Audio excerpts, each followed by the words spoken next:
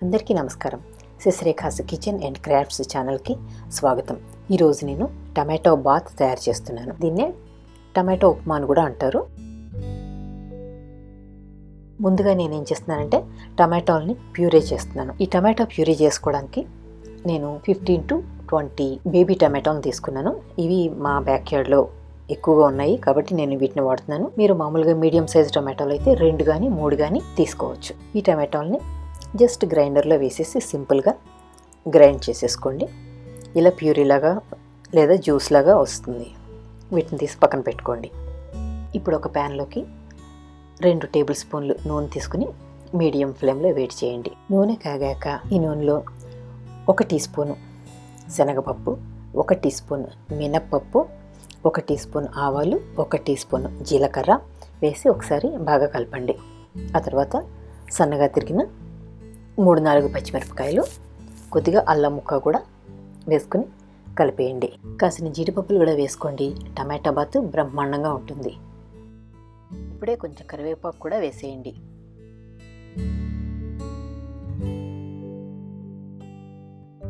ఆవాలు చిట్టపట్లాడుతూ పోపంతా ఎర్రగా వేగిన టైంలో ఈ టమాటో ప్యూరీ తీసుకున్నాగా మనం, అది నాకు 1 కప్పు వచ్చింది అనమాట కొలిస్తే.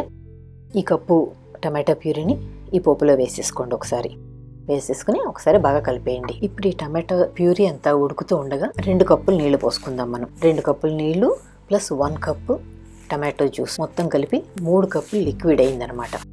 ఇప్పుడు ఈ 3 కప్పుల లిక్విడ్కి 1 కప్పు బొంబాయి రవ్వ లేదా ఉప్మా రవ్వ వేసుకుంటాం మనం.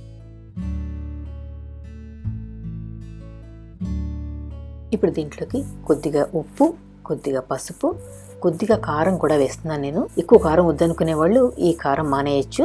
సో నేను కొద్దిగా స్పైసీగా ఉంటుంది కదా అని కొద్దిగా కారం వేస్తున్నాను. సో ఇవన్నీ వేసాక ఒకసారి బాగా కలిపేసి మూత పెట్టి ఉడుకుతూ ఉండనివ్వండి. మీకు కావాలనుకుంటే 1 స్పూను ధనియాల పొడి, జీలకర్ర పొడి కూడా వేసుకోవచ్చు. టేస్ట్ బాగుంటుంది. బట్ నేను సింపుల్గా అది లేకుండానే చేసేస్తున్నాను ఈరోజు. సాల్ట్ అడ్జస్ట్ చేసుకోండి. ఈ టమాటో బాత్ కొద్దిగా కలర్ఫుల్గా కూడా ఉంటే బాగుంటుంది. అందుకని పసుపు, కారం వేస్తున్నాను అనమాట. ఇప్పుడు వేరే ప్యాన్ ఒకటి తీసుకుని దాంట్లోకి 1 కప్పు బొంబాయి రవ్వ లేదా ఉప్మా రవ్వ పోసి దాన్ని బాగా వేయించండి. మాడిపోకుండా చూసుకోండి. వేయిస్తూ ఉంటే మాడకుండా ఉంటుంది. కమ్మటి వాసన వస్తూ రవ్వ వేగింది అనిపించాక స్టవ్ ఆఫ్ చేసేయండి. ఈ రవ్వను పక్కన పెట్టేసి ఉంచుకోండి. ఇప్పుడు ఈ ఎసరు మరుగుతోందో లేదో చూద్దాం. అదేనండి, నీళ్లు మరుగుతున్నాయో లేదో చూద్దాం అంటున్నాను. సో నీళ్లు బాగా మరుగుతున్నాయండి. ఇప్పుడు మనం ముందుగా ఫ్లేమ్ని లో ఫ్లేమ్లోకి తగ్గించి అప్పుడు రవ్వ వేసుకోండి. రవ్వ వేసుకుని బాగా కలిపేస్తే కలిసిపోతుంది. ఉండలు లేకుండా కలిపేయండి, బాగుంటుంది. మనం రవ్వ వేయించాం కాబట్టి ఇది ఉండలు కట్టదు. ఈ నీళ్ళన్నీ ఎగిరిపోయి కొద్దిగా రవ్వ అంతా దగ్గర పడే వరకు ఒకసారి బాగా కలిపేయండి. టమాటో బాత్లోకి నెయ్యి మాత్రం ఖచ్చితంగా ఉండాలండి. 2 టేబుల్ స్పూన్ దాకా వేస్తున్నాను నేను. టేస్ట్ మాత్రం బ్రహ్మాండంగా ఉంటుంది. ఈ బొంబాయి రవ్వతో మనం ఏం చేసినా ఒక విషయం మాత్రం గుర్తుంచుకోవాలి. ఈ బొంబాయి రవ్వకి అదే ఉప్మా రవ్వకి గ్లైసెమిక్ ఇండెక్స్ చాలా ఎక్కువగా ఉంటుంది. కాబట్టి ఇది డయాబెటీస్ వాళ్ళకి, వెయిట్ లాస్ చేస్తున్న వాళ్ళకి మంచిది కాదు. ఈ ఉప్మాతో పాటుగా కొంత ప్రోటీను, కొంత ఫైబరు కూడా ఏదో ఒక రకంగా మనం యాడ్ చేసుకుంటే కనుక మొత్తం మీద గ్లైసెమిక్ ఇండెక్స్ తగ్గుతుంది. సో మనం ఆ రకంగా ప్లాన్ చేసుకోవాలన్నమాట.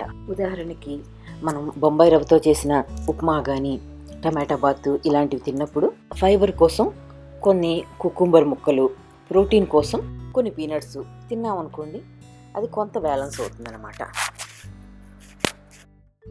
సన్నగా తరిగిన కొత్తిమీర కూడా వేసేసి ఒకసారి బాగా కలపండి. ఇక్కడ చూడండి, టమాటా బాత్ బాగా దగ్గర పడింది. చాలా బాగుంది చూడటానికి. ఇప్పుడు స్టవ్ ఆఫ్ చేసేయండి. ఈ మాత్రం లూజ్గా ఉండాలన్నమాట. టమాటా బాత్ గట్టిగా ఉంటే బాగుండదు. కొద్దిగా ఇలా లూజ్గా ఉంటేనే బాగుంటుంది. సో ఇప్పుడు స్టవ్ ఆఫ్ చేసేసుకోండి. ఈ టమాటా బాత్ పొద్దున్న బ్రేక్ఫాస్ట్ కోసమే కాకుండా లంచ్ బాక్స్లోకి బాగుంటుంది, లేదా లైట్ డిన్నర్కి కూడా చాలా బాగుంటుంది. ఏదైనా పచ్చడితో సర్వ్ చేయొచ్చు, లేదా జస్ట్ ఇలా తినేసినా కూడా టమాటా బాత్ చాలా బాగుంటుంది. ఒకటే ప్రాబ్లం, టమాటా బాత్ తోటి షుగర్ లెవెల్స్ బాగా పెరుగుతాయి. సో షుగర్ ఉన్న వాళ్ళు మాత్రం చూసుకోండి. ఉప్మా రవ్వ రిఫైన్డ్ కార్బోహైడ్రేట్ అనే మాట మాత్రం మర్చిపోకండి. అందుకే ఈ బొంబాయి రవ్వతో చేసుకునే టిఫిన్స్ ఏవైనా కూడా అప్పుడప్పుడు టేస్ట్ కోసం మాత్రమే చేసుకోవాలి. ఎక్కువగా వాడడం మంచిది కాదు.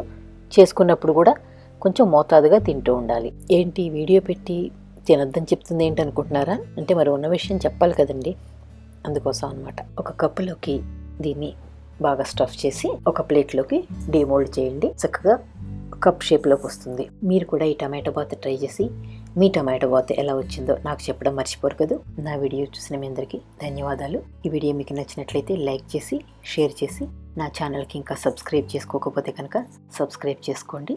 నా ఫేస్బుక్ లైక్ చేయడం కూడా మర్చిపోకండి. నా ఇంగ్లీష్ ఛానల్ శశిరేఖాస్ కిచెన్ కూడా విజిట్ చేసి ఆ రెసిపీలు కూడా మీరు తప్పకుండా ట్రై చేయండి. మళ్ళీ కలుసుకుందాం మరొక వీడియోలో.